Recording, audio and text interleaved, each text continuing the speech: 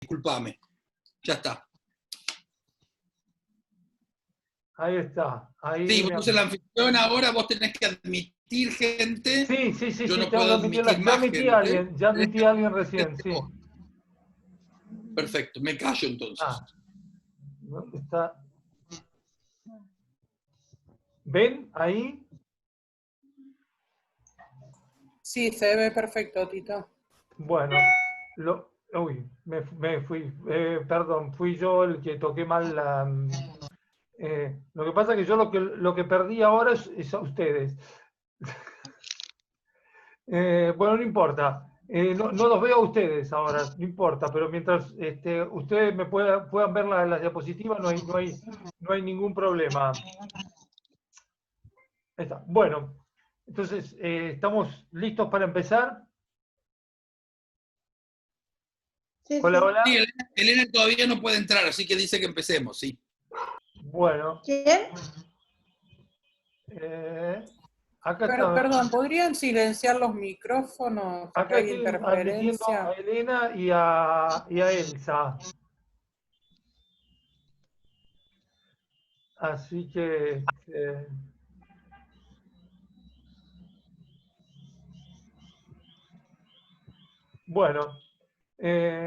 bueno, entonces vamos a empezar.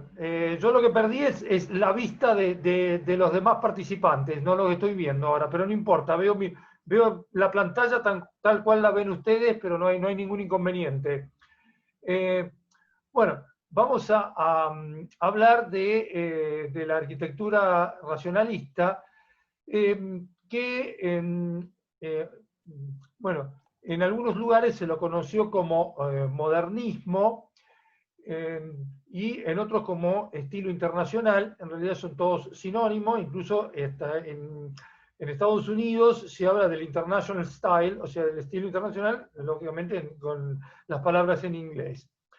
En el caso nuestro, normalmente hacemos alusión a una arquitectura racionalista o a un estilo internacional, porque cuando nos referimos a modernismo, por ahí puede llegar a haber una confusión con lo que se llama modernismo catalán, que es la arquitectura que lleva adelante Gaudí en España. Pero si lo ven de una manera u otra, son sinónimos, no hay ningún inconveniente. Bueno, esto es solamente la foto de portada, con lo que está en el medio es la imagen del modulor, que es de Le Corbusier, que voy a hablar en unos minutos algo acerca de eso, unos dibujos de arquitectos racionalistas justamente sobre la izquierda de la diapositiva, la famosa escuela de la Bauhaus en el extremo inferior derecho, y una frase que es la arquitectura como arte para habitar, que es justamente lo que propone Le Corbusier. Para introducirnos en esto de la arquitectura racionalista, disculpe, tengo un teléfono fijo al lado de la computadora. Espero que atiendan rápido a alguien de mi familia para que no siga sonando. Disculpas por eso. Les decía, voy a hacer un poco una introducción de cómo surge el estilo y a nivel internacional para después llegar a nuestro país y qué es lo que pasa, qué es lo que está proponiendo en sí la arquitectura racionalista y qué es lo que proponen los grandes maestros para que de ahí tengan un fundamento y puedan ver a qué es lo que nos estamos refiriendo. A ver. Bueno, esto de las vanguardias figurativas, sí, sé que hay gente que está ahora en este curso, que estuvo en la charla que yo di a través del foro de profesionales, y bueno, y que algunas de estas cosas ya las mostré, pero para los otros que no están, y para los que estuvieron, bueno, les pido disculpas y volvemos a refrescar un poco la memoria. Esto de las vanguardias figurativas es una serie de vanguardias, fundamentalmente en la pintura y en la literatura, que también llega por ahí aparte de la escultura, que van a ser los cimientos sobre lo que se va a estar fundando lo que se llama el movimiento moderno. Y entonces hablamos del futurismo, que es lo que tenemos a mano izquierda, y los cartelitos estos que yo les puse saliendo de cada uno, lo que sintetiza un poco unas palabras que le dé una idea de qué significa cada uno de estos movimientos. El futurismo habla de la civilización de las máquinas, representar el movimiento, la ciudad cambiante, y porque estamos entrando en el siglo XX, la máquina ya no se puede dejar de lado y hay que diseñar todo en función de la máquina, del automóvil, de la nueva ciudad y la nueva sociedad que está surgiendo. Hay que tener en cuenta que, bueno, esto del futurismo es justamente se da en la primera posguerra. El manifiesto futurista sale después de la Primera Guerra Mundial. Acá hay alguien que me está pidiendo admitirlo. Por otro lado está el expresionismo, con este cuadro que es justamente el que más lo representa, que es El grito de Edvard Munch, que el manifiesto general, o sea, qué es lo que podemos caracterizar el expresionismo, es demostrar un malestar existencial por los horrores de la guerra. Por otro lado tenemos el cubismo, que justamente con las señoritas de Aviñón, el cuadro de Pablo Picasso, que redujo las formas a los esquemas geométricos, primero al tema del cubo, y de ahí de donde toma el nombre de cubismo, que tiende hacia lo abstracto, y a su vez tiende también hacia el movimiento, porque la idea de que estas señoritas que aparecen deformadas, no solo es por esta abstracción, sino porque quieren dar la idea de movimiento, es como si estuvieran girando la cara a medida que se va pintando el cuadro. Por otro lado, el fauvismo, que viene de fauve, de bestia en francés, y es por los colores fuertes, el empleo provocativo del color y tratar de simplificar el dibujo lo más posible, con Henri Matisse como uno de sus representantes más destacados.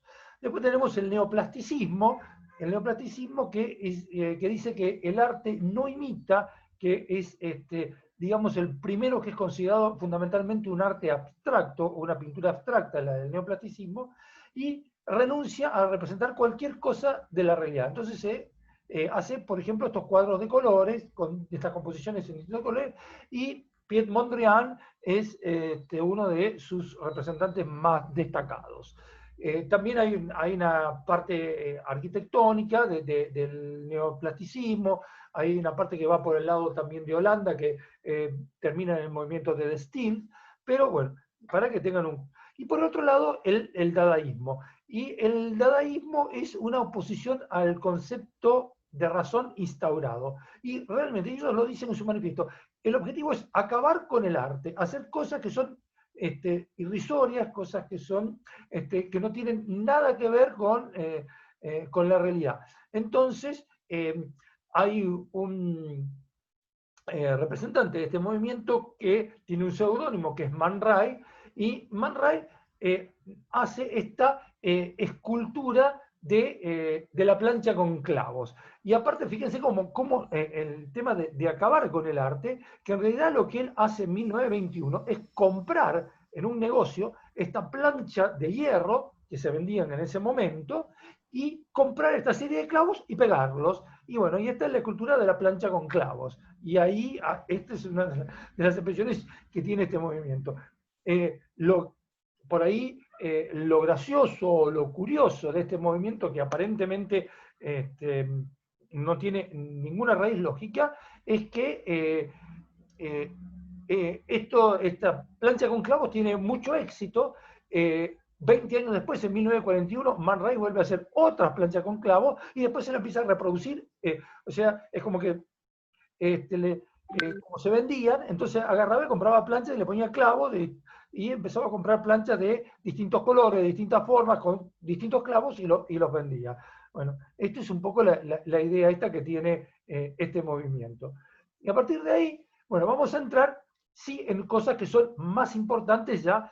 Esto va sirviendo como inspiración, es como que todos los artistas arquitectos incluidos, estaban en la búsqueda de una nueva identidad, de una arquitectura que representara al siglo XX. Y dentro de la parte específicamente de la arquitectura tenemos que reconocer dos raíces alemanas. Una es la Deutsche Verbund, esta escuela que crea este señor que se llama Hermann Muthesius, allá por 1907, y fomentar los vínculos entre los artistas y los industriales alemanes para desarrollar una identidad alemana a través del diseño y de la arquitectura. ¿Qué es lo que pasaba? Alemania estaba retrasada con respecto a lo que venía haciendo Inglaterra con la revolución industrial, y cómo estaba creciendo industrialmente Inglaterra y Estados Unidos. Entonces, Alemania quiere fomentar esto, y lo interesante es que esta Deutsche Verbund surge, pero tiene sostenimiento estatal, o sea, es el Estado alemán quien la sostiene para generar esto. Y en esta van a participar de la Deutsche Verbund algunos arquitectos que van a llegar a ser muy reconocidos, como Peter Behrens, que es el que genera o diseña esta fábrica de turbinas, que es la que está en la izquierda de la diapositiva, para la firma AEG, entre el año 1908 y 1909. Bueno, esta nueva nave industrial, esta arquitectura, los ingleses habían generado lo que se llama la arquitectura del funcionalismo a través de las estaciones de ferrocarril, etc. Bueno, y esto es lo que trata de hacer Alemania con esto. Este es un concepto innovador. Fíjense en las grandes ventanas que tiene todo en su lateral y en el frente, para que el ámbito de trabajo sea lo más iluminado posible, y lo mismo esa cubierta poliédrica que también tiene placas, en algún momento placas translúcidas para dejar entrar la luz solar. Esto mismo estaba pasando, esto que está desarrollando Alemania con la Deutsche Verbund, también pasa en Estados Unidos, cuando Henry Ford busca a los arquitectos para generar una la nueva fábrica de autos, porque él había empezado a fabricar el famoso modelo T, y lo quiere fabricar en serie. Pero entonces, para fabricarlo en serie, en las plantas que él tenía, de las fábricas, tenía toda una serie de columnas para sostener los techos, las ventanas eran altas, con poca iluminación, y los obreros tenían que moverse de un lugar a otro tenían caballetes, digamos, fijos donde se iba montando el auto, y tenían que ir trayendo las distintas partes. Y eso retardaba el tiempo de construcción de cada uno de los automóviles, y a su vez hacía que se elevaran los costos.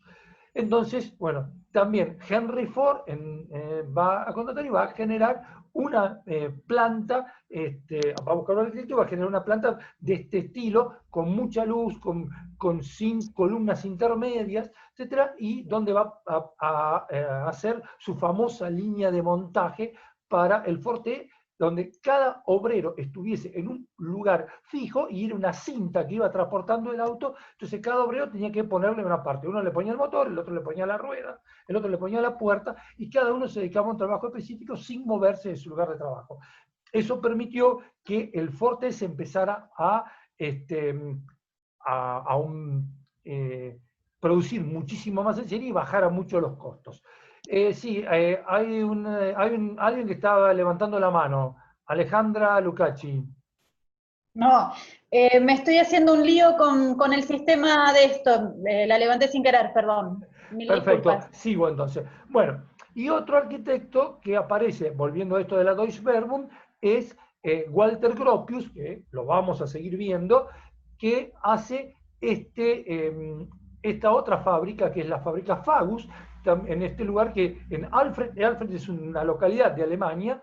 Y bueno, fíjense también esa planta que da la idea de muchísima modernidad, con todo este tema de las grandes ventanales, la gran iluminación. Y lo que vemos en la parte inferior son objetos, tetera, las de arriba son pavas eléctricas. Fíjense en que acá está, esto es donde se enchufaba el cable.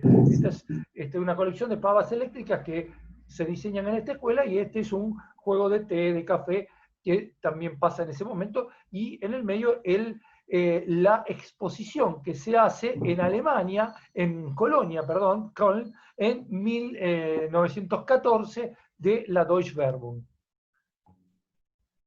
Bueno, y de la Deutsche Werbung se desemboca en la Bauhaus, la famosa escuela de arquitectura, diseño, artesanía, que la funda justamente Walter Gropius, que vimos anteriormente en la Deutsche Werbung, en la ciudad de Weimar. Weimar es una ciudad del estado de Turingia, en el sureste de Alemania, y realmente es una ciudad que es sumamente importante por las personalidades que tuvieron origen en ese lugar de Alemania, o que vivieron allí parte de su vida.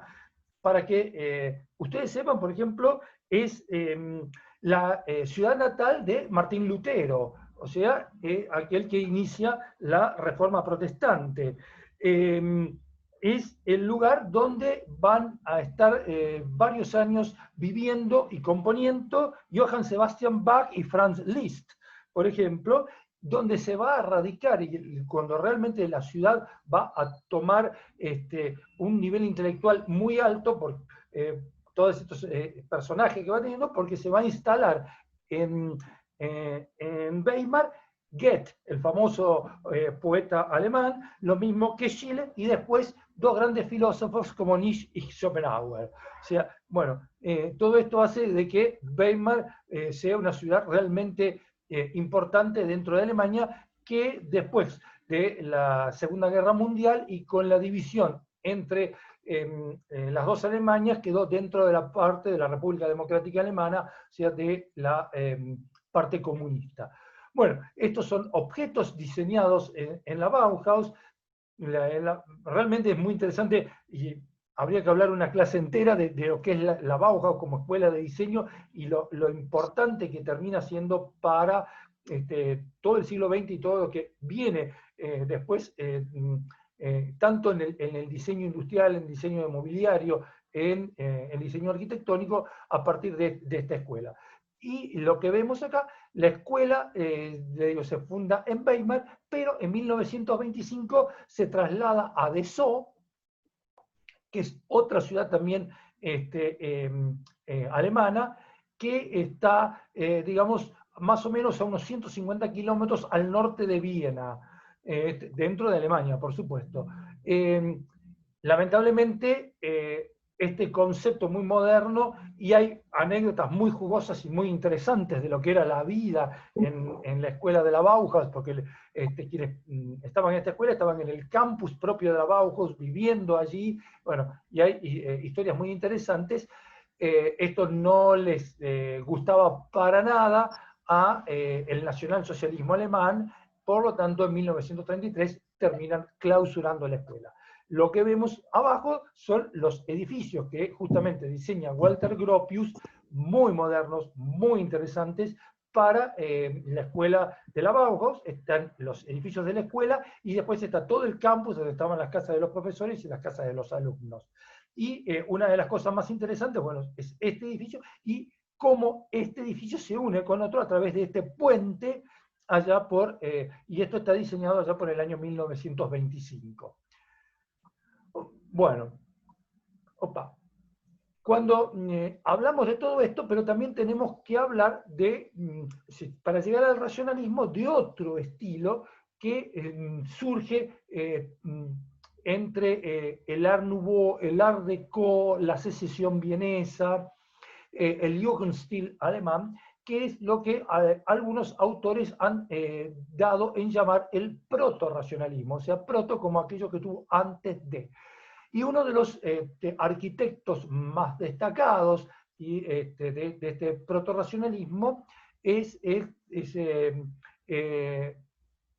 un arquitecto belga, que es Victor Hofmann, que hace este Palacio Stocklet. Esta es una construcción que hace para un señor adinerado, bueno, y diseña todo, absolutamente todo. Fíjense en las esculturas en la que termina el tanque de agua, que es esta parte que está acá, como los jardines también están todos diseñados por él, los árboles, estos pinitos que están en la entrada, perfectamente geométricos, y bueno, este es el gran comedor donde están los diseños de él, o lo que él elige, porque las pinturas que están en las paredes son de Paul Klee. Bueno, tenía una sala de proyección de cine que es esta que está aquí abajo en el centro. Bueno, y acá vemos una estampilla del Correo Belga que en algún momento le rinde homenaje a es Joseph Kaufmann. Yo antes me equivoqué con el nombre, es esta que vemos acá. En tanto, en Francia hay otro señor que también va a ser muy importante, dos arquitectos en realidad, que son Auguste Perret y Tony Garnier. Auguste Perret es considerado uno de los padres del uso del hormigón armado, y una de las obras que realiza es la casa de la calle Franklin 25, que es este edificio que estamos viendo, y donde hace este movimiento de fachada tirando la parte central más hacia atrás, las ventanas en escorzo, o sea, en línea inclinada, en diagonal, y en el medio aparece un tipo de bow window sobresaliendo y dándole importancia a todo el edificio. Y esto es parte de la parte que, esto es uno de los balcones, este es el trabajo que tenían algunos de estos balcones en su parte inferior, o sea, lo que hacía de techo del piso inferior. Y esto es justamente la terraza que se van generando en los últimos pisos de este edificio. Y les había dicho, el otro es Tony Garnier. No hay que confundir a este Tony Garnier con otro Garnier, que también fue arquitecto muy importante en Francia, que es el que diseña la Ópera de París, que fue muy anterior. También trabaja, y este Tony Garnier trabaja mucho con una arquitectura más monumental en cuanto al volumen, y trabajando también con hormigón, hace diseños. Bueno, vemos estos son el matadero de la Mouche y el estadio de Lyon, que se preparaba para los Juegos Olímpicos. Bueno, y en cierta manera, haciendo analogías, vemos que esto que se está produciendo en los primeros años del siglo XX, este matadero muy grande, con una fachada imponente, bueno, nos trae a nosotros a hacer una comparación con alguien que nosotros conocemos mucho y que sabemos, estamos hablando continuamente, como es nuestro arquitecto Francisco Salamone en la provincia de Buenos Aires. Bueno, y en Alemania aparece este señor que se llama Adolf Loos y que va a hacer este tipo de obras, por ejemplo, esta antigua sastrería, este edificio en esquina. Fíjense, yo les traigo esto para que se puedan hacer una relación con lo que aparece en Europa y lo que tenemos acá. Fíjense si este edificio no podría ser uno de los edificios que nosotros tenemos en la Diagonal Norte, por ejemplo. Tienen bastante analogía con lo que pasa ahí. Bueno, esta es la casa del pintor Tristan Tzara, que hace en París, y esta casa Steiner en Viena, y ténganlo muy en cuenta para una diapositiva que vamos a ver bastante más adelante, dentro de esta misma clase, de algo que pasa acá en Argentina. Nos están quedando poco tiempo, se va a cortar, nos volvemos a reconectar por el mismo link, por favor. No se corta, Tito.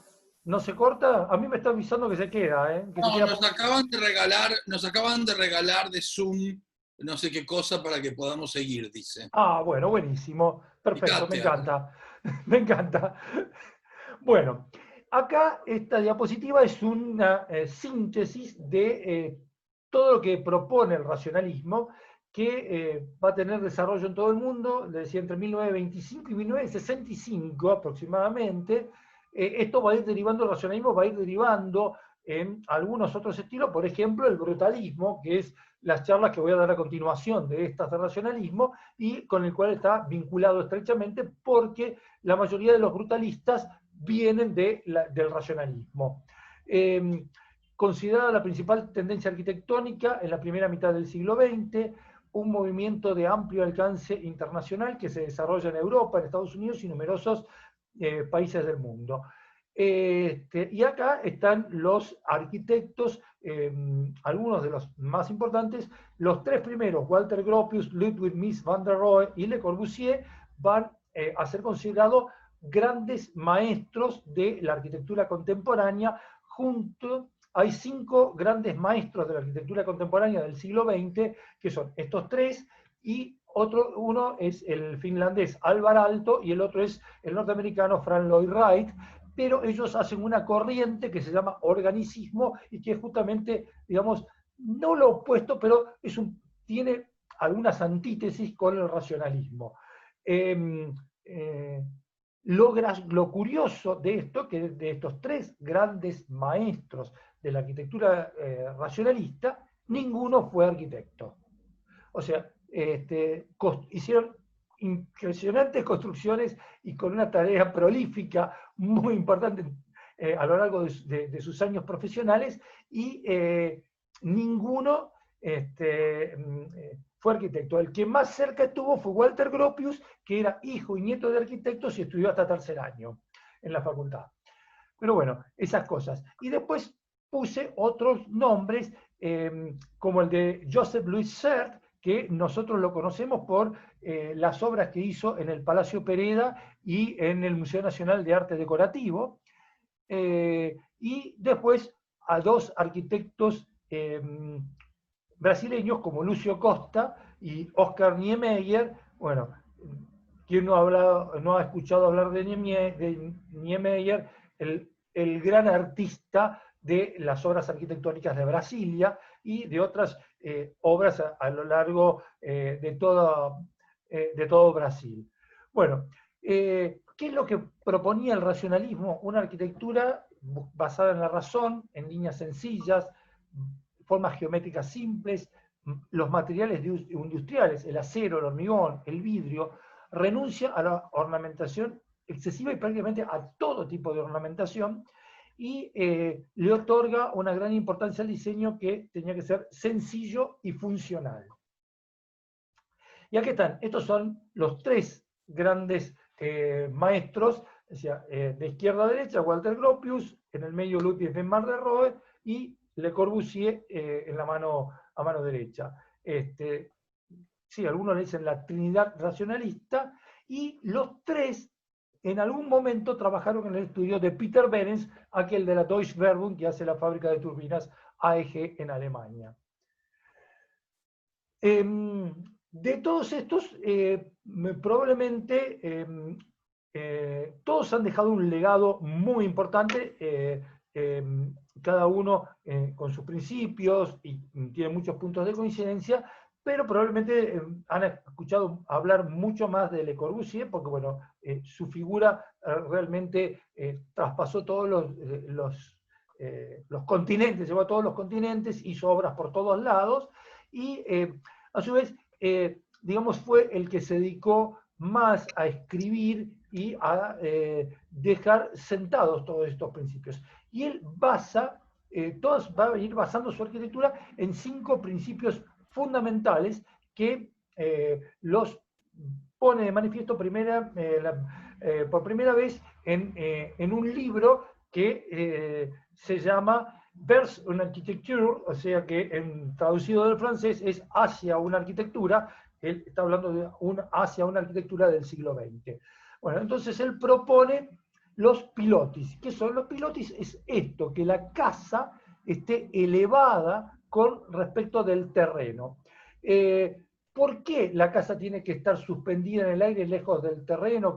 Porque dice que la casa es algo que se implanta en el terreno y que está robando terreno natural. Entonces tiene que dejar parte de ese terreno natural lo más asequible posible. Entonces, y que a su vez, como es una sociedad moderna que está cambiando hacia la máquina, y el automóvil le tiene que dejar lugar también para el automóvil. Entonces, siempre vamos a encontrar las casas elevadas con pilotis y esa planta baja, donde lógicamente parte está ocupada, porque de alguna manera hay que acceder, tiene que estar la escalera o la rampa o algo para acceder a la casa, pero siempre va. Y esto es, ven cómo es un dibujo en planta, de acá están, esto es cómo se implantan los pilares y cómo sería una casa tradicional, la comparación entre ambas cosas. Después habla de la planta libre, es un concepto entonces donde dice que la planta tiene que ser lo más libre posible para que pueda ser adaptable a las distintas funciones y habla mucho del concepto de funcionalismo y que los muros portantes no tiene que haber paredes portantes que entorpezcan el espacio interior. Bueno, acá vemos todo el espacio libre que se genera justamente con este tipo de planta libre. Acá, bueno, el otro es la ventana alargada. Entonces, al no haber, porque también habla de la ventana y la fachada libre, que la ventana alargada y la fachada libre que están íntimamente relacionadas. ¿Por qué? Porque, bueno, este es el planteo que se ven los pilotis, la casa acá se ve que está elevada, pero esta es la estructura que sostiene. Entonces, todo lo que está por fuera, las paredes exteriores, no son más paredes portantes que soportan el edificio. Entonces, se habla de una piel de cerramiento, y eso es lo que él habla de una fachada libre, de una piel que la puedes hacer de cualquier manera, y la piel la puedes poner aquí al ras, la puedes poner más retranqueada hacia adentro, la puedes poner donde quieras, la podés hacer ciega, la podés hacer translúcida, la podés hacer transparente. Eso es lo que él habla de la fachada libre. Como tenés esa fachada libre, entonces podés utilizar el aventanamiento que te plazca. Y él dice que el mejor aventanamiento para aprovechar mejor la luz solar y todo, es el aventanamiento que trata de ser lo más horizontal y alargado posible. Por eso esto es lo que sucedía antes, porque el muro era portante, no se podían sacar. Aparte del muro tenía que necesariamente existir para sostener la construcción. Con este puede poner el aventanamiento que quiera. El último punto de estos 5 es el techo jardín. Cubiertas planas de hormigón armado, porque él utiliza mucho el hormigón, y lo necesita por 2 razones fundamentales. En una, por los cambios de temperatura. El hormigón, lógicamente, con la incidencia de la luz solar, es un material que se calienta, que tiene amplitud, que con la amplitud térmica del día y de la noche se expande y se contrae. Entonces tenía que tratar de atemperar eso de la mejor manera posible, y él decía que haciendo una buena impermeabilización de las terrazas, lo ideal era tener un jardín. Fíjense en cómo son las cosas a lo largo de la historia, y que ahora, cuando estamos hablando de ecología y todo, estamos hablando nuevamente de las cubiertas jardín, y es más, hasta en la ciudad de Buenos Aires tenemos una ley de la legislatura que está facilitando e instando a que los nuevos edificios tengan terraza jardín. Así que, y esto lo hace Le Corbusier casi 100 años atrás. Así que nada nuevo bajo el sol. A su vez, también, al tener este espacio de techo jardín, de terraza jardín, tiene esta función, pero a su vez es otra expansión más que tiene la vivienda. Las viviendas tienden a ser mucho más compactas, la gente necesita más espacio de expansión, y como también, con el mismo principio que decía de los pilotis, que la casa le está restando una parte del espacio natural, había que volver a ganar otra parte recuperar otra parte de espacio natural, y lo ideal era hacerlo en las terrazas. Esos eran los 5 puntos importantes, a lo cual después él agrega otra cosa, y que dice que es la promenade arquitectural, lo que podría decir el recorrido arquitectónico de una casa, y él dice que para ir de una planta a la otra lo mejor son las rampas. También con un concepto, fíjense, hoy cuando estamos hablando a veces de las barreras arquitectónicas, bueno, él ya proponía las rampas. Fíjense, esta es la Ville Savoie, que ahora la vamos a ver en una imagen para que tengan idea, cómo todas las rampas, y fíjense cómo se va conectando todo por rampa. Y esto es parte de lo que pasa aquí adentro, que también va, esta imagen, que es de una de las construcciones de él en Francia, es parecido a lo que pasa acá en la casa Cruchet que él diseña y, en la ciudad de La Plata, que, bueno, que espero que muchos la hayan visitado, y quienes no, cuando se pueda volver a circular, no pierdan oportunidad, porque es realmente interesante ver cómo están estos puntos de Le Corbusier están presentes en esta construcción que tenemos en nuestro país. Y otra de las cosas a la que él utiliza mucho es los brisoles, o sea, los parasoles. Los parasoles en hormigón, estos sobresalientes, la ventana más atrás, para generar líneas de sombra y también para llevar a mantener mejor la temperatura interior. Fíjense que esto también él lo va desarrollando y lo usa mucho en este edificio, en estos edificios. Este es la unidad de habitación de Marsella, como se llama. Es la primera, es la emblemática, pero después hay unidades de habitación en otros lugares de Francia, y se hace para la reconstrucción después de la segunda posguerra, y la necesidad de darle casas, lugares para habitar a la gente, que sean cómodos, que tengan sus necesidades básicas satisfechas, con los servicios, pero con espacios bastante reducidos. Entonces, está todo muy delineado, muy establecido, las dimensiones mínimas que tiene, mínimas y máximas prácticamente, que tiene cada uno de los espacios. Y bueno, y esto es un gran edificio de cemento, y entonces justamente tiene que recurrir a este tema de los parasoles para ayudar a moderar la temperatura interior. Acá también después se aplica en varios edificios, y en uno de los que se aplica es un edificio que veremos en el periodo brutalista, que es justamente la Biblioteca Nacional, ahí de la calle Agüero y Avenida del Libertador. Bueno,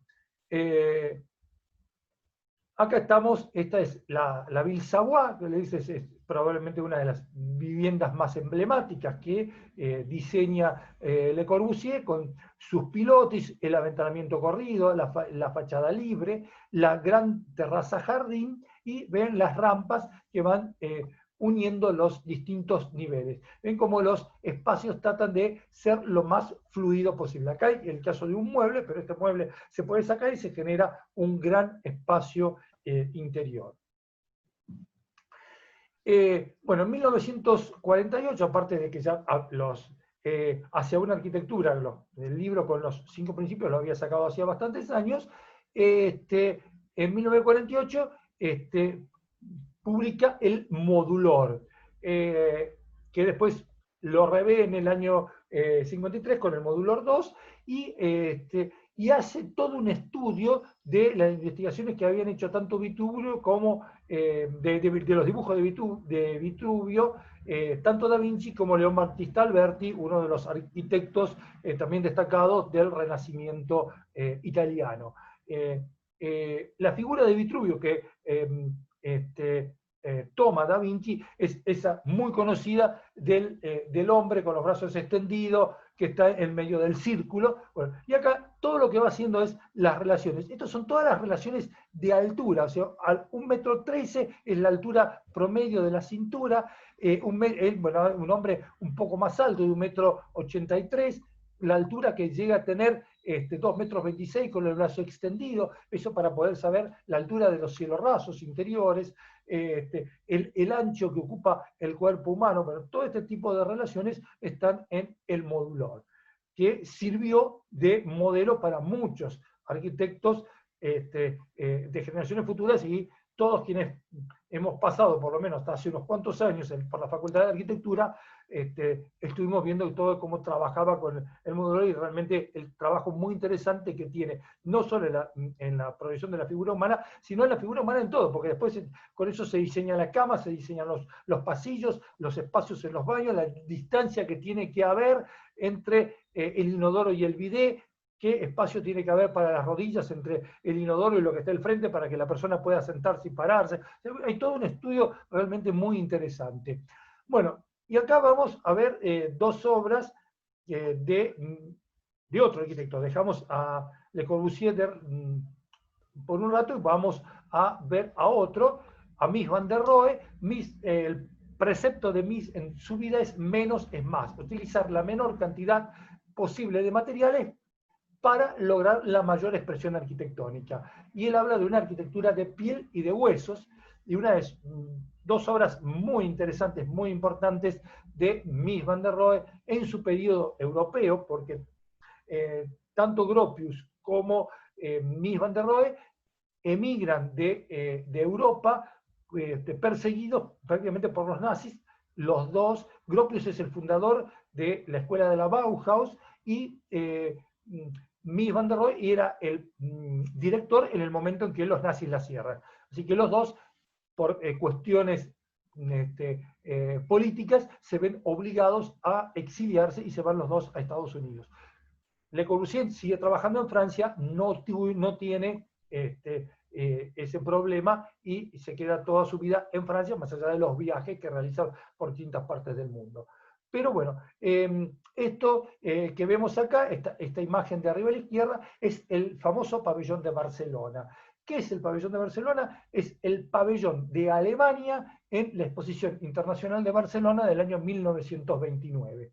Es una gran losa, esta gran cubierta, y con placas de ónix que sostienen, y columnas cromadas, que son estas que están acá, que sostienen el techo, y después aparece, hay dos estanques, uno grande, que es este que está abierto, y otro que está encerrado por estas paredes de ónix en el otro extremo del edificio, donde surge esta escultura decorativa. Acá está el famoso sillón que Mies van der Rohe diseña en estos momentos, y que también hoy lo vemos en distintos lugares y se siguen produciendo, porque realmente esta estructura de acero inoxidable con asientos, con almohadones de cuero, sigue siendo muy, muy utilizada. Y esto, bueno, es toda la fluidez espacial. Uno habla, es el pabellón de Alemania para la Exposición Internacional de Barcelona. ¿Qué se mostraba acá? No se mostraba nada, se mostraba el pabellón en sí, y la tecnología y lo que podía hacer la industria alemana en ese momento. Eso es lo que mostraba. Y esta es una casa que hace en este lugar, que no está mal escrito, se escribe así, no es Brno, sino que la E no existe, en la República Checa, la casa Tugendhat, en un terreno con declive. Bueno, y acá realmente la calle pasa por la parte de adelante, y toda esta parte es la parte que se abre hacia atrás, y con todo este aventanamiento corrido, también la tira de ventana, lo mismo que hace Le Corbusier, y acá también es la gran fluidez, con pocos materiales, vuelven a estar las columnas cromadas, igual que en el pabellón de Barcelona, y la gran fluidez entre el interior y el exterior. Esta casa tiene un diseño muy avanzado, esto es de la década del 30, del principio del 30, y estos grandes ventanales de vidrio que hacen la salida al exterior se hunden en el piso y lo transforman en una enorme galería. Y a su vez este es el comedor, que tiene esta pared curva de madera que se desliza sobre rieles y se puede colocar de una manera o de otra si quiero abrir o cerrar más el ambiente. Bueno, les decía, el otro es Gropius, el tercer gran maestro. Bueno, y vemos dos obras propias de él, su casa dentro del predio de la Bauhaus, que diseña en 1926, este es uno de los interiores, y esta es la casa que se hace en Massachusetts, en Estados Unidos, porque Gropius iba a enseñar, iba a ser catedrático del MIT, del Massachusetts Institute of Technology, y donde aparte va a diseñar varios edificios, entre ellos el famoso dormitorio para estudiantes, que es una tira con curvas, toda en ladrillo visto. Bueno, y acá todo el interior, también esos grandes interiores sin columnas, espacios fluyentes, aireados, con mucha ventilación, con mucha iluminación. Lo que puse las dos casas porque, fíjense que pasaron 12 años entre una construcción y la otra y el concepto sigue siendo el mismo. Bueno, y ahora sí nos vamos de la parte internacional y nos vamos a meter en nuestro país. Disculpa si por ahí los cansé un poco, pero creo que esto era importante para saber de dónde proviene todo esto. Y ahora vamos a ver qué es lo que pasa en Argentina y cómo llega el modernismo en la Argentina. Bueno, el modernismo en la Argentina va a llegar gracias a la figura de esta señora que aparece acá en el medio, que es nada más ni nada menos que Victoria Ocampo. Porque Victoria Ocampo va a traer a este señor que está acá, con anteojitos y traje oscuro, que es Le Corbusier a la Argentina, invitado justamente por el Grupo Sur, donde acá vemos a algunos de sus integrantes, acá lo vemos a Borges, Bioy Casares, Silvina Ocampo, la hermana, Victoria Ocampo, bueno, toda esta serie de estas personas que eran la intelectualidad de la Argentina de ese momento. Y acá otra figura emblemática que es Josephine Baker, que viene a la Argentina por primera vez en la década del 20 y después regresa varias veces más siendo una enamorada de este país. Bueno, acá lo vemos a Le Corbusier, y él dice, he intentado la conquista de América por una razón implacable y por una gran ternura que he sentido por las cosas y por las gentes. He comprendido en la tierra de estos hermanos separados de nosotros por el silencio de un océano, los escrúpulos, las dudas, las vacilaciones y las razones que motivan el estado actual de sus manifestaciones, y tengo confianza en el futuro. Bajo semejante luz, la arquitectura nacerá. Y estos son algunos dibujos de Le Corbusier, y esto es el dibujo que él hace de la Buenos Aires futura.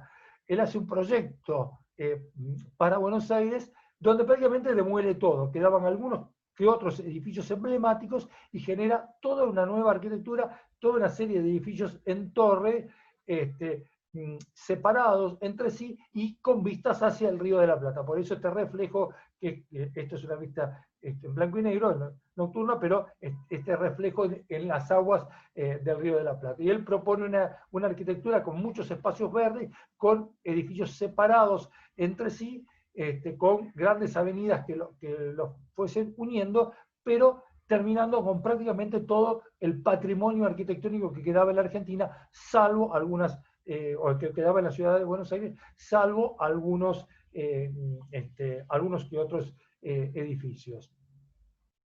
Bueno, y vamos a empezar a ver algunas obras del movimiento moderno en la Argentina, y vamos a referirnos a un arquitecto que no es argentino, que es Jorge Calnay. Jorge y Andrés Calnay son los dos hermanos húngaros que vienen a la Argentina y se establecen aquí. Jorge es el que tiene una vida más corta, él fallece en el año 57. Su hermano era, Andrés, era un año mayor, había nacido en 1893, él nació en 1894 en Budapest, y van a estudiar en la Universidad de Budapest, pero después, por la situación política de Hungría, huyen a Nápoles, en Italia, y ahí se suben de polizontes a un barco que los debía llevar a Estados Unidos. Ahora, por esas razones del destino, y vaya a saber por qué, el barco llega a San Nicolás de los Arroyos, en la provincia de Buenos Aires, y estos hermanos deciden bajarse del barco y quedarse en estas tierras. Y era alrededor del año 1920, y van a ser empleados se emplean en el estudio de Jules Dormal, el arquitecto que termina el Teatro Colón de Buenos Aires. Ya año después, porque era 1920. Un año después, en 1921, los dos hermanos deciden abrir un estudio por cuenta propia, y van a trabajar juntos, pero por un periodo relativamente corto de solamente 5 años, porque en 1926 cada uno decide seguir su camino. Bueno, y entonces llegamos al año 1930 y nos encontramos con esta obra que es el Teatro Broadway, que un empresario español, Augusto Álvarez, le encarga justamente a este arquitecto. Y él hace el teatro en la planta baja con una capacidad de aproximadamente 1000 personas, y en la parte superior hay toda una serie de departamentos. En realidad hay 33 departamentos en total, hay también una confitería, y en el subsuelo había una panadería.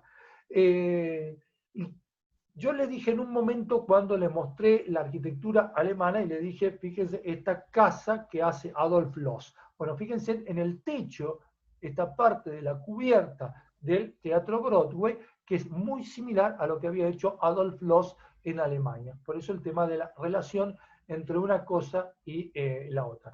Acá todavía, esto es 1930, acuérdense que Kalnay, especialmente el hermano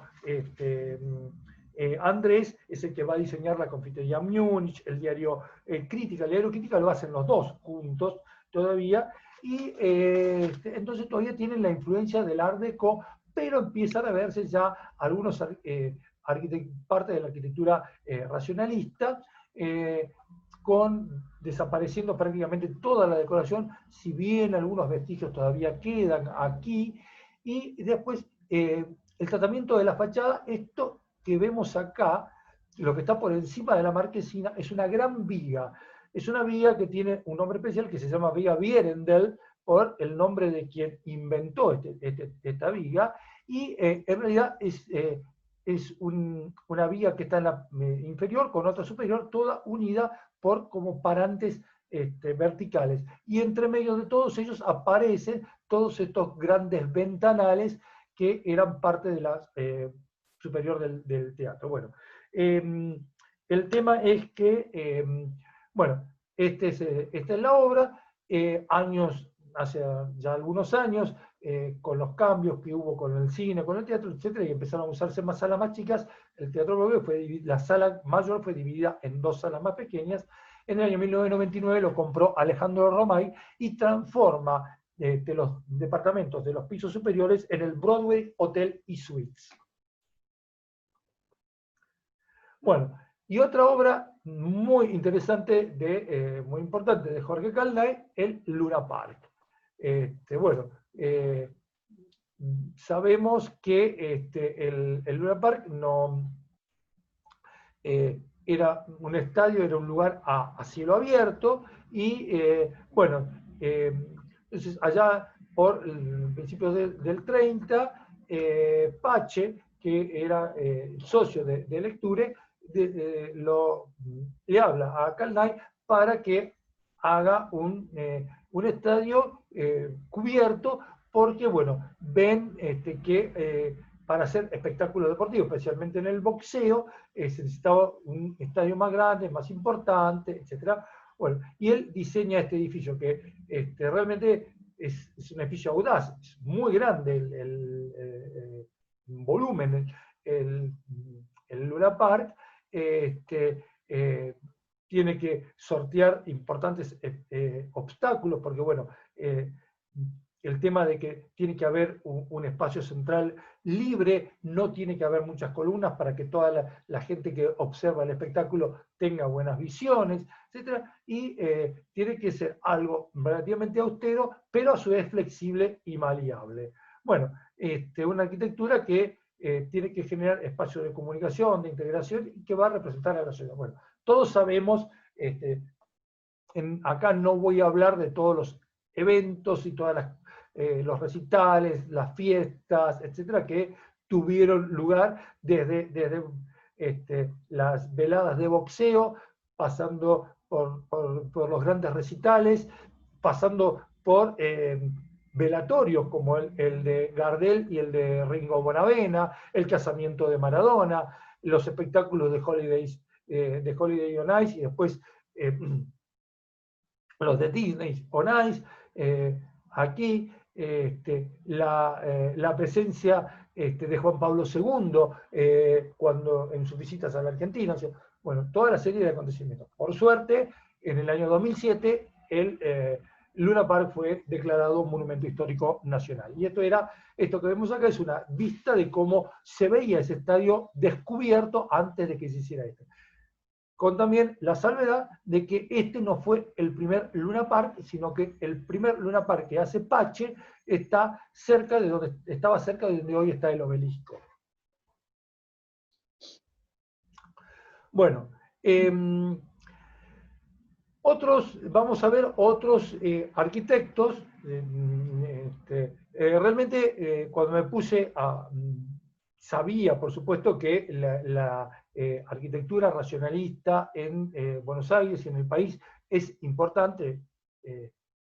Bueno, uno recorriendo la ciudad la ve, pero realmente quedé sorprendido buscando toda la bibliografía y adentrándome que, lo comentaba ayer Elena, que me pasé horas estudiando, leyendo y todo, porque encontraba cada vez datos más interesantes, construcciones y cosas, y que realmente, como son temas que me gustan, bueno, le he dedicado mucho tiempo. También los tiempos de pandemia nos permiten un poco más de estas cosas que por ahí con el trajinar diario uno está más ocupado, pero bueno, esto me ha permitido pasarme horas sentado leyendo a través de la computadora y todas las cosas que fui encontrando. Este es el estudio de Sánchez Lagos de la Torre, lógicamente que es conocido por su obra más emblemática, que es el Cábana. Un edificio que también está a caballito de dos estilos, porque algunos lo sitúan en el Art Deco y otros en el racionalismo. En realidad tiene partes de ambos estilos, o sea, seamos salomónicos y no lo encuadremos ni en el uno ni en el otro. Pero este edificio, que es de un año antes que el Cábana, se completa en el año 1931, está en Libertad y Córdoba, y bueno, y podemos ver que el movimiento, fíjense cómo van siendo las terminaciones hacia la parte superior, en cierta manera también hay podemos entablar una relación, o sea, un cierto parentesco con el Cábana. Y el tema de la idea acá de que el objeto también se muestre tal cual es, o sea, evidentemente no tiene la posición excelente o espectacular que tiene el Cábana sobre las barrancas de Plaza San Martín, mirando ahí en pleno barrio de Retiro, pero también está en una esquina que tiene el frente Plaza Lavalle, que tiene la avenida Córdoba, entonces el edificio está hecho para destacarse en la esquina y juega muy bien con este volumen de la esquina para destacarlo, más allá de que el acceso principal esté acá sobre la avenida Córdoba. Y en realidad la idea de tener una continuidad con todo el entorno, como decía, con la Plaza Lavalle, ahí enfrente, en diagonal, está el Teatro Cervantes, está la sinagoga, o sea, hay una serie de edificios importantes y bueno, la idea era no desentonar y hacer también un edificio que realmente tenga su impronta y su fuerte presencia dentro del ámbito de la ciudad. Bueno, este es otro edificio de Sánchez Lagos y de la Torre, en Avenida Callao y Quintana, casi en 1600.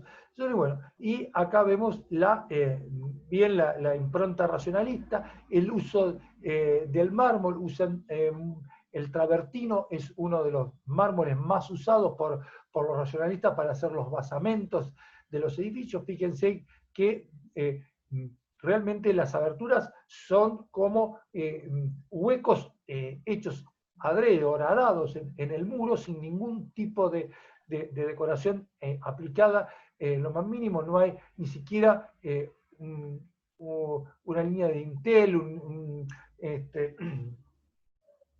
una pequeña cornisa, no, totalmente plano. Lo que sí normalmente están un poco retranqueados y suele haber balcones que le hacen un poco de reparo. Acá el cuerpo central tiene sobresale, llega a la línea de edificación y los balcones están hacia atrás y hacen que este cuerpo central tome mayor importancia. Y si bien es un edificio de mampostería que da cierta sensación de pesantez, tampoco quiere ser parecido, darle más parecido a los clásicos, y tratan de alivianarse. No hay un aventanamiento corrido, porque seguramente debe haber 2 departamentos, uno para cada lado, por lo cual uno es de suponer que aquí, por aquí pasa la pared medianera de ambos departamentos en el interior. Pero entonces, ¿qué hacen? Desmaterializan la esquina. O sea, fíjense las ventanas en esquina. La ventana es una ventana en L. No hay un parante. El parante es un parante que solamente sostiene las cortinas de enrollar un poquito más adentro. La cortina, otro elemento que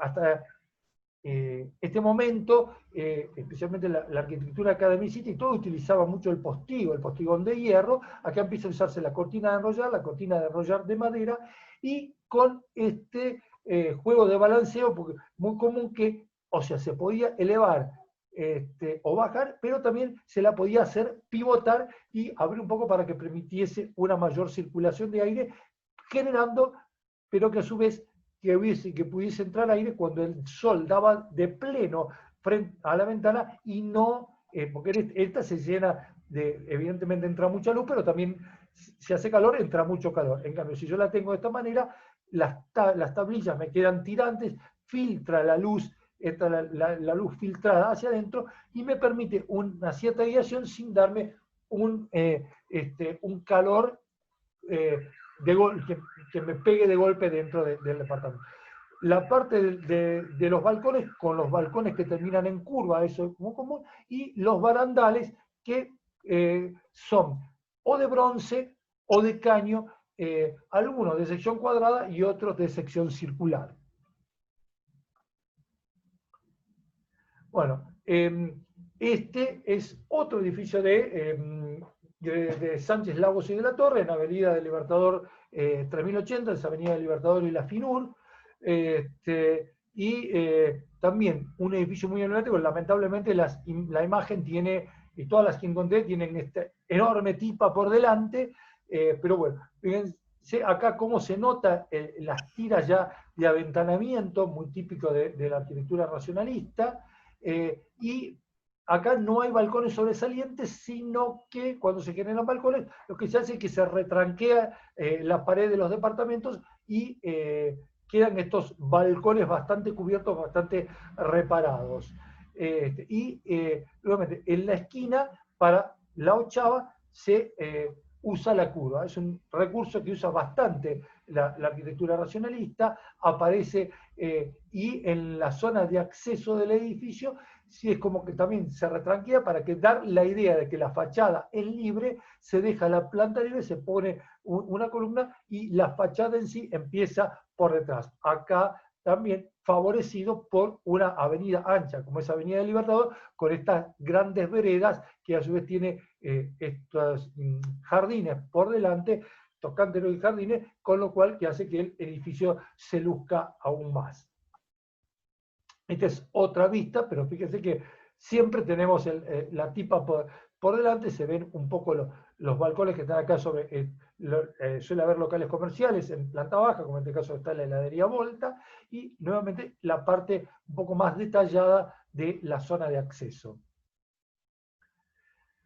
Otra obra de Sánchez Lagos y de la Torre, la Casa Central del Banco de la Provincia de Buenos Aires, ahí en pleno microcentro, una ambigüedad entre la tradición y la vanguardia, también un edificio en donde podemos llegar a decir que hay alguna que otra cosita que podría llegar a ser de rasgo Art Deco, pero está justamente, como dice, este modelo de transición, con esta gran esquina curva. Ellos ganan un concurso en el año 1936, y eran 3 parcelas, hay 3 edificios distintos que se van demoliendo de a poco y se van agregando los edificios nuevos. Por eso va llevando varios años la construcción.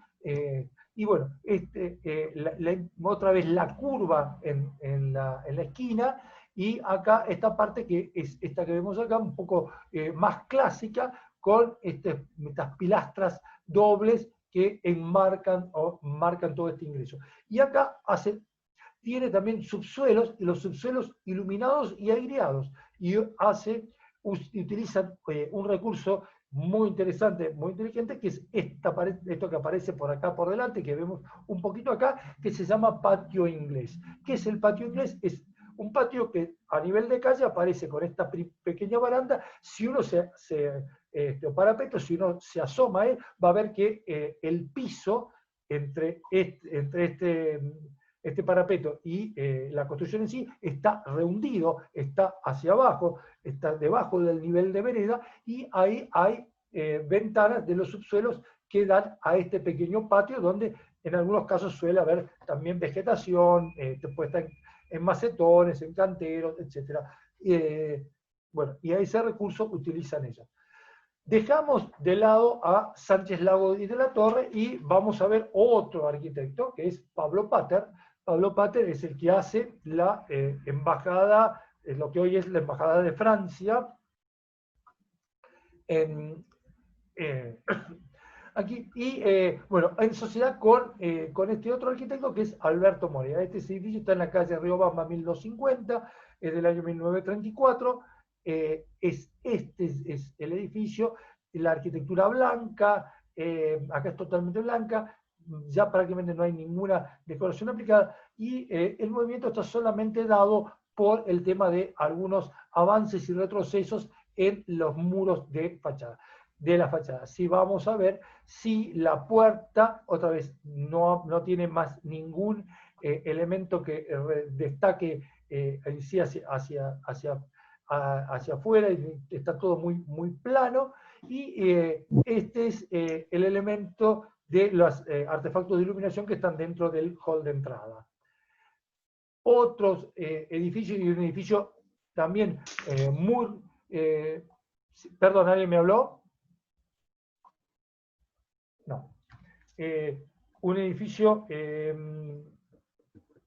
muy interesante, y también paradigmático de Pater y Morea, que es este de Avenida Alvear 1412, es Avenida Alvear y Libertad, frente a la plazoleta Carlos Pellegrini. Bueno, nuevamente el tratamiento de la esquina con toda la curva, el basamento todo con travertino, un balcón que es levemente saliente, pero también la pared está retranqueada hacia atrás, y bueno, y esto es el interior muy austero en travertino, pero con materiales de calidad, porque también a esto está apuntando. No son estas construcciones racionalistas, no son construcciones de baja calidad arquitectónica y de materiales, si bien modernos, pero no materiales que sean de los más baratos. No se está apuntando a digamos, a obtener el mayor beneficio, la mayor relación costo-beneficio, entre invertir lo menos posible para sacar la mayor renta posible. No, se utilizaban materiales de muy buena calidad. Fíjense los detalles en mármol y bronce que hay dentro del hall del edificio. Bueno, Pater y Morea, los Morea van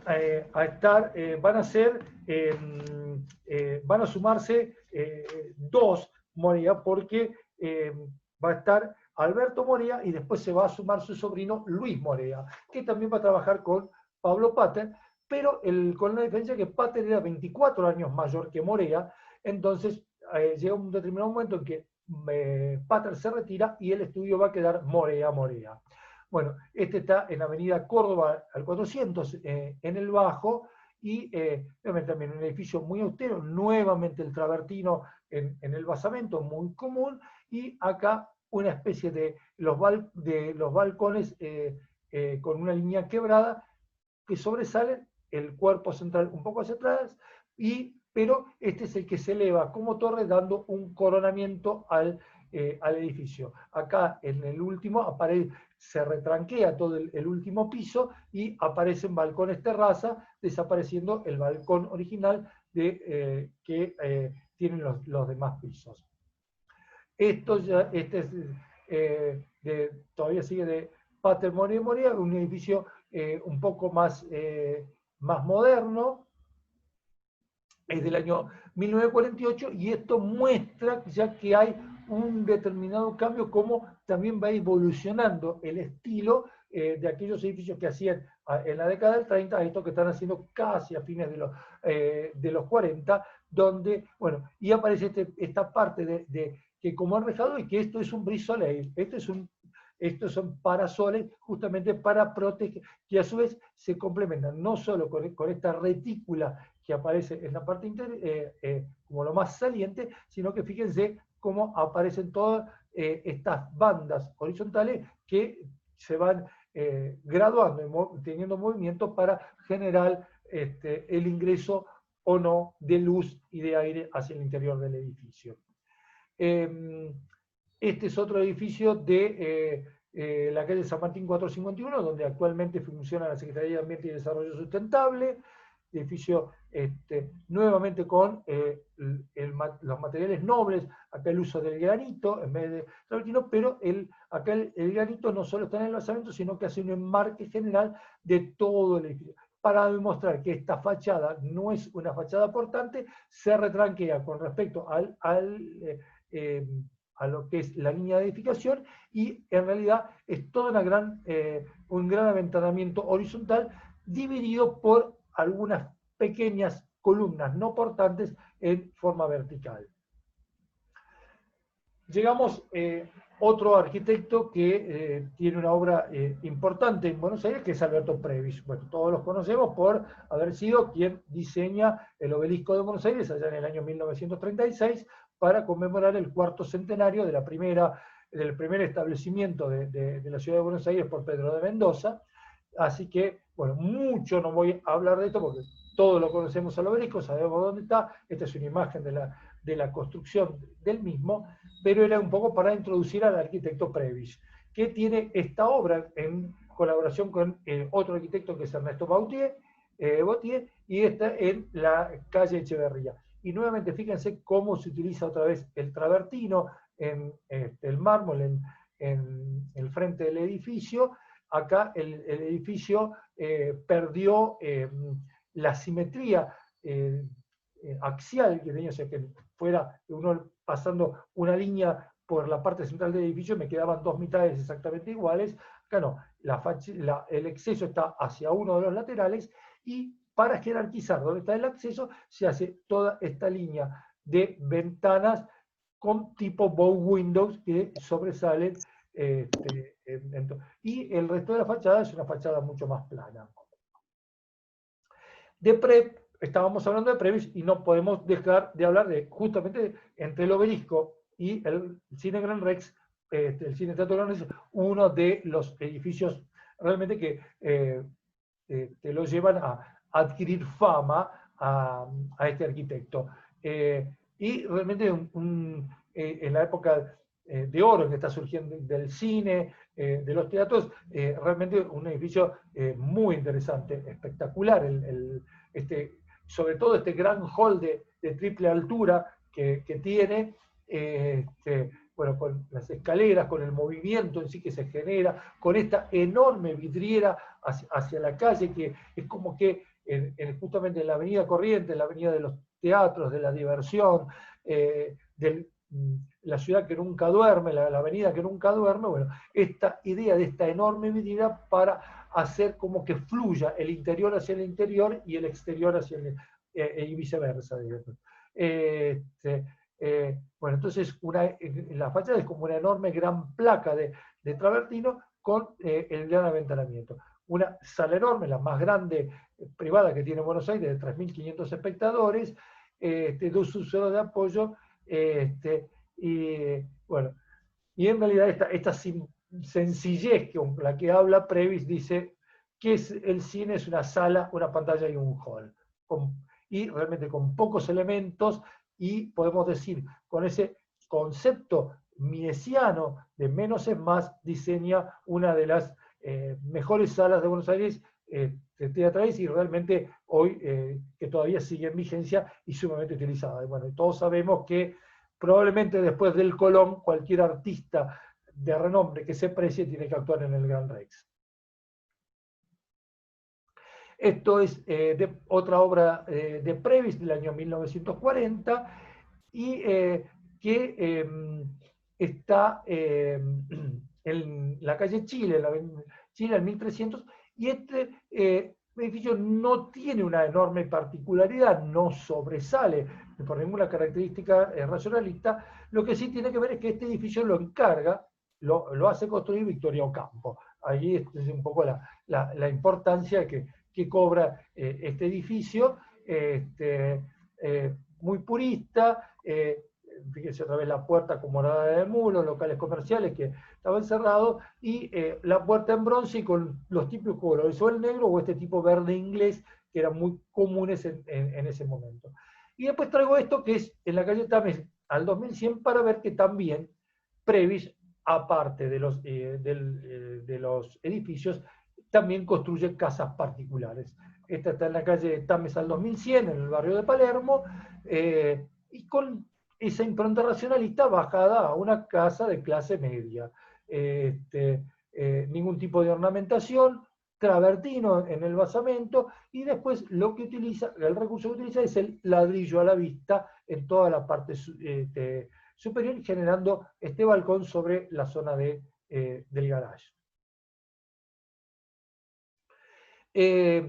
Acá vamos a ver dos arquitectos distintos, uno en la zona de tribunales, que es este edificio en la calle Uruguay 440, de Eduardo Viravent y de Ernesto Lacalle. El tema, bueno, fíjense cómo acá se nota el tema de los aventanamientos corridos, las tiras de fachada, las losas, la parte donde donde están los pisos en ciego, y después todo el resto del aventanamiento.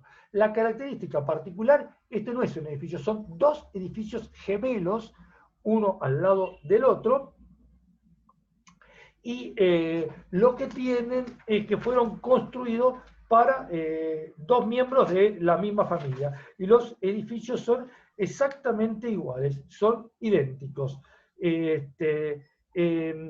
Ingresando hay un hall que lleva la parte de las circulaciones verticales, o sea, las escaleras y los ascensores, que están más en la parte del contrafrente, pero a su vez, porque estén en el contrafrente, están en una parte ciega, porque hay un jardín en la zona del corazón de manzana, y también tienen iluminación y guiación por esa parte. Y acá no se alcanza a ver, pero en la parte central, acá se alcanza a ver un poquitito, donde hay una marquesina, un alero que sobrevuela, y que tiene una parte redondeada que está marcando el ingreso a cada uno de los edificios. ¿Se acuerdan cuando, bueno, yo les mostré un edificio que estaba en Alemania? No les mostré otros que hay en la época en Alemania. Por ahí tendría que haber puesto se me ocurre ahora, las dos diapositivas mirando lo que eran los edificios que hay en Alemania y lo que hay acá, pero hay edificios muy similares a este, o con características muy similares en Alemania. Bueno, este es otro, y acá cambiamos de arquitecto. En la década del 30, estamos hablando de un señor que fue arquitecto e ingeniero, que es Antonio Vilar. Ese edificio está en Libertador y Fray Justo Santa María de Oro. Bueno, el edificio acá tiene los balcones muy sencillos, que estos sí sobrevuelan del edificio, y tienen todos barandas metálicas, lo cual da una sensación de liviandad de todos estos balcones. Siempre el coronamiento con algo que se destaca. Fíjense la parte del tanque de agua en las instalaciones en forma circular sobre todo este edificio, y acá el tratamiento de la esquina es con estos tipos de bow windows que van desde la planta, desde el primer piso hasta llegar a donde el edificio empieza a retranquearse en el último piso. Y nuevamente, siempre, fíjense, en todos estos edificios, pasa en de la calle Uruguay, el acceso principal está un poco como retranqueado, y el edificio da la sensación como que está un poco flotando en el aire, porque las columnas estructurales aparecen por detrás, no al nivel de la línea municipal. Perdón, fui para atrás cuando tenía que ir para adelante. Este es un edificio del año 1934, también muy interesante, en Avenida del Libertador, el 2900, cercano al anterior, tiene León Douget. León Douget es quien diseña el palacio, se me escapó el nombre, donde hoy está en la avenida Alvear, el hotel al lado de la Nunciatura Apostólica. Me ayuda. El Palacio del Duomo. El Palacio Duomo lo diseñó de Androuget, y este es otro edificio. Este es otro edificio, nuevamente, fíjense que acá los balcones son similares a los que vimos en el edificio de Vilar, muy sencillos y en voladizo con la baranda metálica, y el tratamiento singular de la esquina, y fíjense la vista que uno tiene si se para en la esquina y mira hacia arriba. Realmente este movimiento, volumétrico que genera con estas líneas quebradas, esta línea mixta, porque la quebrada es solamente horizonte en líneas rectas, y cuando hay rectas y curvas es una línea mixta. Y el tema interesante es que este edificio se completa en 1934, pero el diseño es de 1928, con lo cual realmente era un diseño muy de avanzada para la ciudad de Buenos Aires.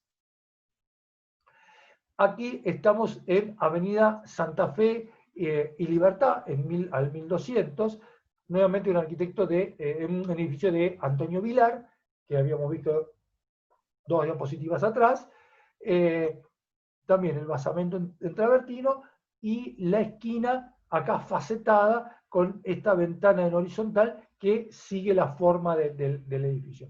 Y les traje 2 fotos de época para que se fijasen cómo eran los interiores de los departamentos en ese momento, y que eran de avanzada. Fíjense que esto eran departamentos de renta del año 1934. Bueno, así estaban, fíjense, la heladera que tenían, el espacio para la heladera, la cocina suspendida en esta mesada, el baño, bueno, detalles que realmente eran importantes en la época y hoy nos parecen toda una antigüedad. Evidentemente supongo que no debe quedar ninguna cocina original, ningún baño original en este edificio después de casi 90 años de existencia. Bueno, y probablemente la obra más importante que diseña Vilar, junto con otro grupo de arquitectos, con Sánchez, Lagos y de la Torre, con Bunge, con Morixe y con Calvo, Jacobs y Jiménez. Bueno, estos Calvo, Jacobs y Jiménez también es otro estudio importante, que también van a ir virando de un tipo de arquitectura a otra, porque Calvo, Jacobs y Jiménez son los que diseñan el clubhouse del Golf Club de Mar del Plata. Así que bueno, de esa construcción netamente inglesa a este edificio hay un salto muy importante. Bueno, y este edificio, que es realmente muy interesante, la sede central del Automóvil Club Argentino, habla del nuevo monumentalismo. Es un edificio que está hecho adrede para mostrar la fuerza que va adquiriendo esta institución señera del automovilismo argentino. Y está compuesta ocupa una manzana que no tiene exactamente las dimensiones normales en cuanto a profundidad, porque está la Avenida Libertador y la calle José León Pagano atrás, pero la profundidad es menor a la de una manzana tradicional. Bueno, y este gran prisma donde está toda la sede institucional del Automóvil Club. Planta baja, 12 pisos altos, un gran hall de acceso en doble altura, que está aquí en la parte principal. Hay un primer piso que es un hall de exposiciones, el museo que tiene el Automóvil Club, y el salón de actos. Del segundo al octavo piso hay toda una serie de oficinas, la biblioteca, la sala del directorio. En el noveno piso tenía un restaurante que durante años funcionó y que los socios del Automóvil Club podían ir a almorzar allí. y en el 10º piso el comedor del personal jerárquico que trabaja dentro del Automóvil Club. Y acá toda la fachada en mármol, que no es travertino, es mármol dolomita, dolomita que hace alusión a los Alpes Dolomitas, los Alpes del norte de Italia, donde se encuentra el mármol que geológicamente es el más antiguo existente. Es un mármol muy fino, casi blanco, muy homogéneo y suele tener un ligero veteado en gris y marrón. Por la parte de atrás, este gran semicilindro sobre pilotes, es realmente un pivote, fíjense, aparte, para diferenciar un edificio del otro, aparece una gran raja, los edificios no están pegados, fíjense la línea esta de separación que existe entre ambos, y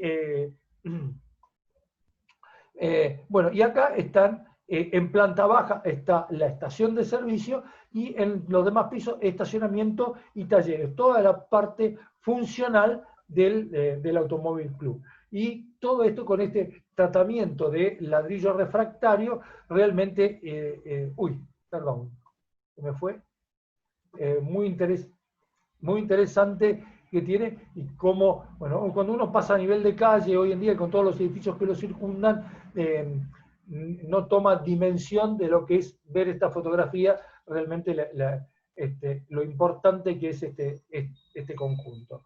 Bueno, y este es otro edificio realmente muy interesante.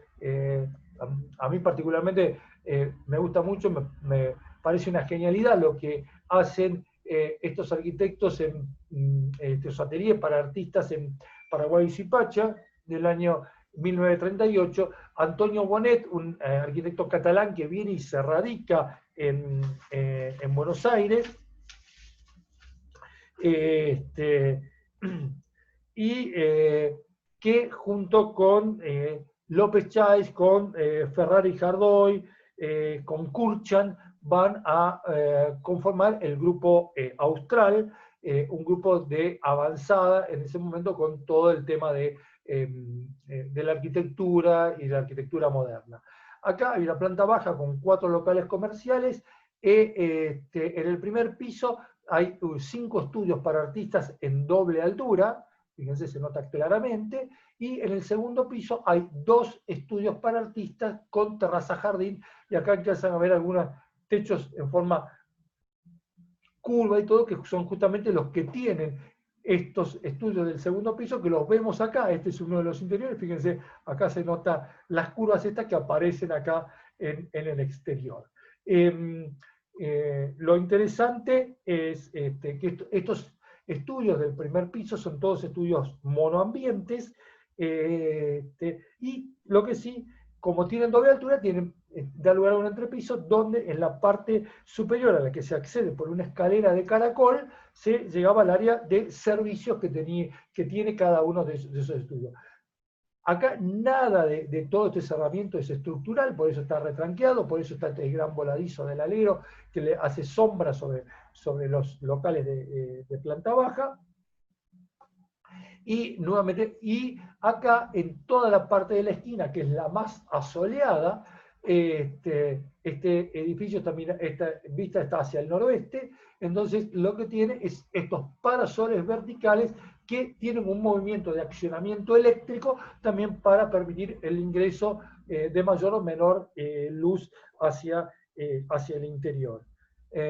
Bueno, y nuevamente usa estas líneas horizontales para marcar una horizontalidad del edificio que es la dimensión predominante, porque por más que acá aparezcan parantes verticales, por más que tengamos los parasoles en vertical, por más que en realidad tenga 4 plantas, porque tiene la planta baja, esta doble altura y una planta más, lo que se trata de marcar es la horizontalidad del edificio, y para eso se apela a estas losas con las cornisas, con estos voladizos, aquí separando la planta baja del primer piso, separando los estudios del segundo piso, y para que se enfatice aún más esta viga de coronamiento en la parte superior, volviendo a marcar toda la línea horizontal.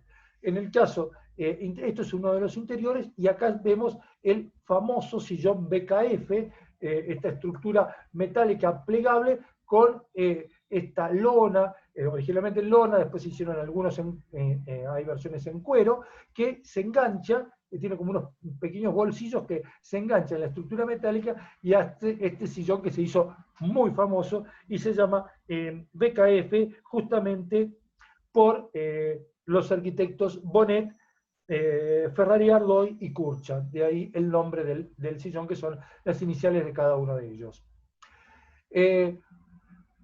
Hablábamos antes de los Morea, volvemos ahora a los Morea, pero ya sin la participación de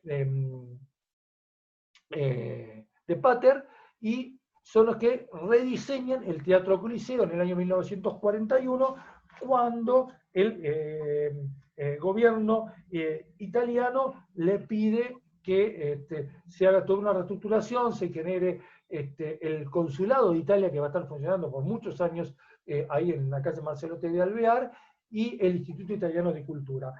Los Morea no trabajan solos, trabajan con otros arquitectos, con Mario Bigongiari. Mario Bigongiari es un arquitecto que ha hecho unos libros interesantes de recorridos por la provincia de Buenos Aires, y Mauricio Mazzocchi. El edificio original era de 1905, y esta remodelación... También hay, bueno, todo el enmarque de todo lo que es la sala del teatro, aquí en la planta de ingreso, que se extiende al segundo nivel, y después la fachada empieza a ser más plana. Acá está, por los laterales, los ingresos al Instituto Italiano de Cultura y a lo que era el consulado, y nuevamente toda una fachada plana, y nuevamente un coronamiento muy sencillo, sin ningún tipo de decoración aplicada, que podría uno buscarle una cierta reminiscencia clásica, como si fueran los triglifos y metopas de los templos griegos, aunque muy simplificado en este caso. Bueno, y este es el interior de la sala del teatro. Y ahora, otro concepto muy interesante, que es este edificio de Vladimiro Acosta. Vladimiro Acosta es otro arquitecto muy interesante, una personalidad muy interesante. Él es un arquitecto que nace en Odessa, en Rusia. Algunos se acordarán de la famosa película Los archivos de Odessa, y Odessa, que hoy pertenece al territorio de Ucrania, y él estudia arquitectura en Berlín. Su verdadero nombre era Vladimir Konstantinovich,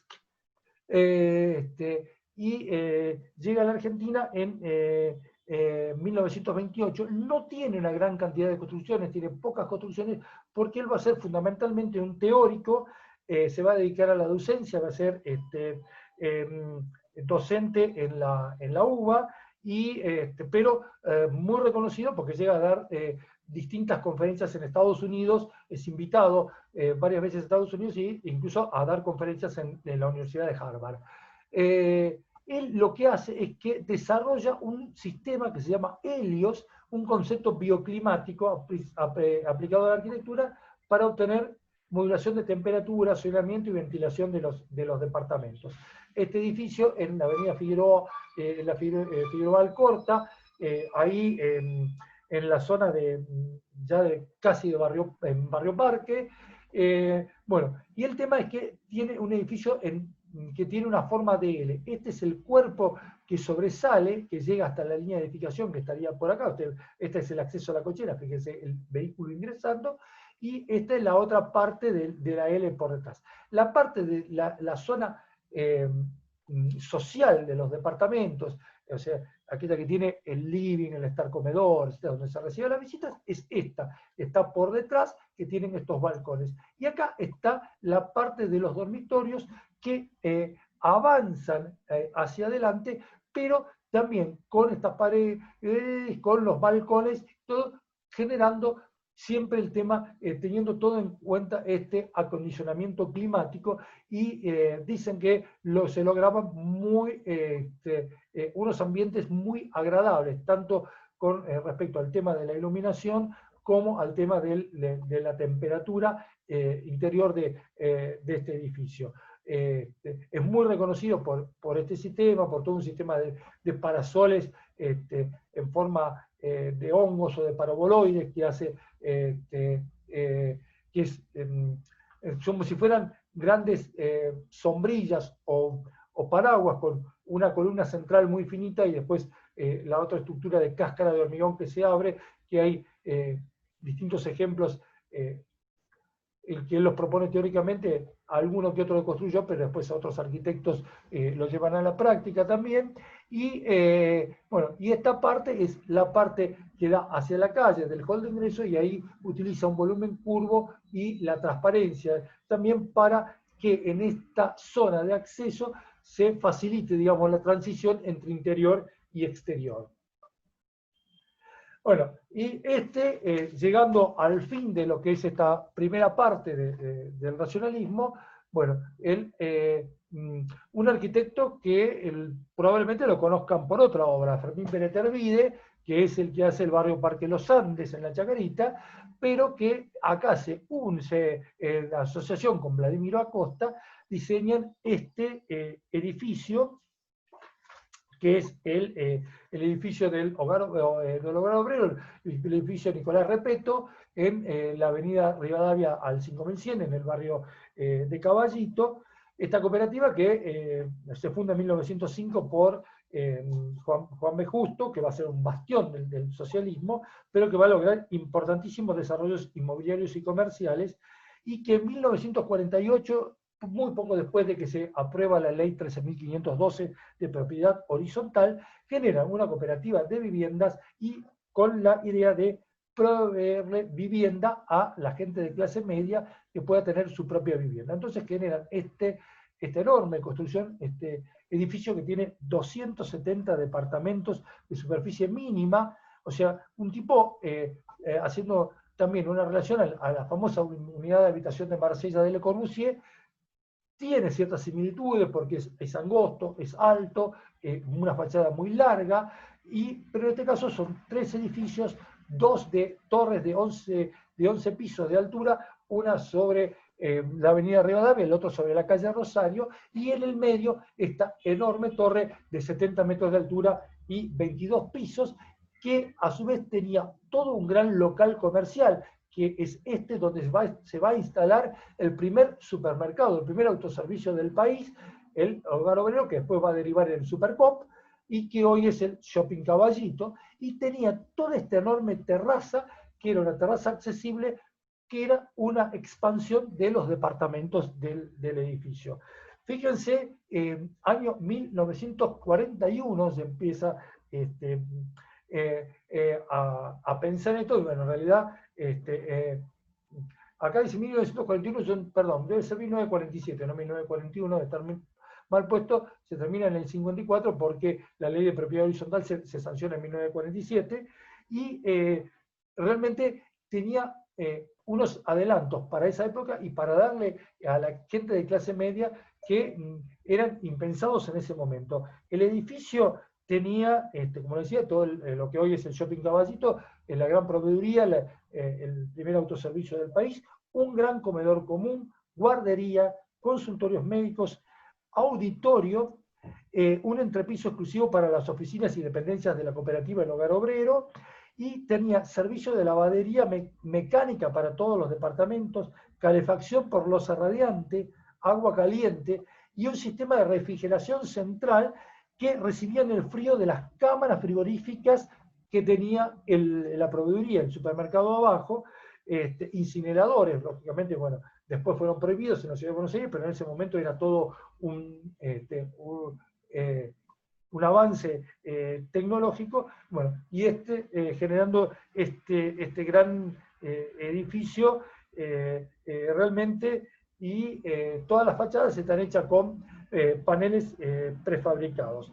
Lamentablemente, cuando se instala el Shopping Caballito, la terraza del edificio deja de ser accesible, y bueno, es un edificio considerado uno de los precursores de todos los edificios de propiedad horizontal en la ciudad de Buenos Aires, justamente por esas características de avanzada que tuvo en su momento. Bueno, Y con esto estaríamos terminando esta primera parte. Espero no haberlos cansado. La verdad que creo que hay muchísima arquitectura racionalista y de buena calidad para ver en la ciudad de Buenos Aires, así que bueno, en la próxima seguiremos viendo algunos edificios de la ciudad de Buenos Aires y algunas otras construcciones muy interesantes que se han hecho en algunos otros lugares del país. Bueno, si alguno tiene alguna pregunta o quiere alguna inquietud, con todo gusto. Gracias, Tito. Me voy, te felicito, muy interesante. Sí, Gracias, Tito, María. soy Elsa. Hola, Tito, Sí, Elsa. hola, Elsa. Vos hablaste del edificio Helios y dijiste que ese edificio tenía una característica especial, un sistema Helios. ¿Qué es ese sistema? Ese sistema no, él hace el sistema Helios que hace Vladimiro Acosta, es un estudio que hace cómo tienen que ser las orientaciones, cuál es la mejor orientación que tienen que tener las distintas dependencias, habitaciones que tiene que tener un departamento, un edificio para lograr el mejor asoleamiento, que con losas y con aleros le genera líneas de sombra, pero está todo estudiado para que la incidencia, por ejemplo, que en la época de verano la línea de sombra llegue prácticamente hasta el piso, con lo cual la ventana quede a la sombra, pero que en el invierno, por la incidencia de los rayos solares, la luz ingrese a los departamentos, estudiando las corrientes de aire, cuál es la mejor forma de poner las ventanas para que se generen corrientes de aire y se produzca la renovación, que la temperatura, pese a los cambios exteriores, se mantenga lo más equilibrada posible, o sea, sin que sea demasiado caliente en verano ni demasiado frío en invierno. Claro. Todo ese gran estudio teórico que él hace y después cómo dispone en ese edificio, cómo diseña los departamentos para que justamente tengan estas características.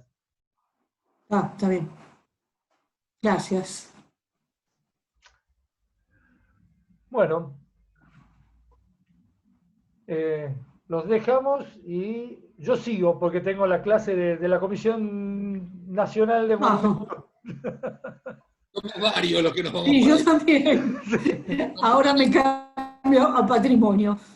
Sí. Bueno, nos vemos en la próxima. Por ahí Gracias. algunas cosas de las que escucharon hoy las deben haber escuchado en el arquitecto Petrina el otro día, pero bueno. Sí. Sí. Bueno, Nos nos vamos. vemos la semana que Chao, hasta viene. la próxima. Por eso es que no Gracias. preguntamos tanto. Gracias. Gracias, Tito. Un abrazo, Tito, gracias. Chao.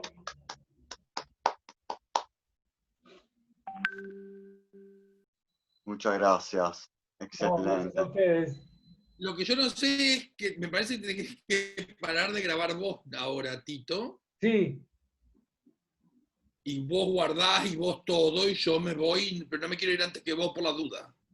sí, yo creo que acá estoy cerrando todo, sí. Y después me va a bajar todo a la computadora y se lo paso a Elena. Exacto.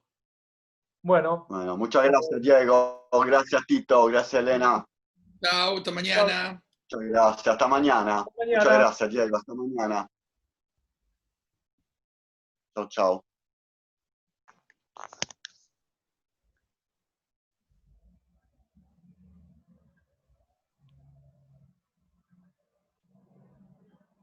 Yo estoy esperando que pares de grabar, Tito, por las dudas. sí, espera que estoy acá. ¿Pone?